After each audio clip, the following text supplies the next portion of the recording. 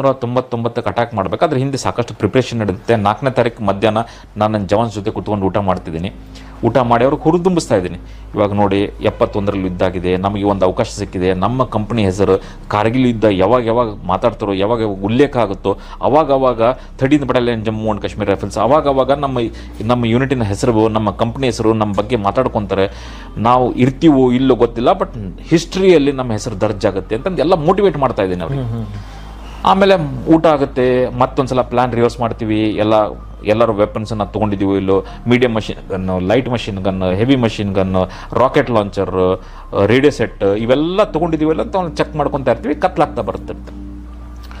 ನಾವು ಯುದ್ಧಕ್ಕೆ ಹೋಗಿಂತ ಮುಂಚೆ ಒಂದು 2 ಫಾರ್ಮಾಲಿಟಿನ ಮಾಡಬೇಕು. ಆ ಫಾರ್ಮಾಲಿಟಿ ಏನಂದರೆ, ನಾನು 120 ಜನ ಎದುರಿಗೆ ನಿಂದ್ರೆ ಹೇಳಬೇಕು, ನೀವು ಯುದ್ಧದಿಂದ ವಾಪಸ್ ಬರದೇ ಇದ್ದರೆ ಒಂದು ಪತ್ರವನ್ನು ಬರೆದಿಡ್ರಿ.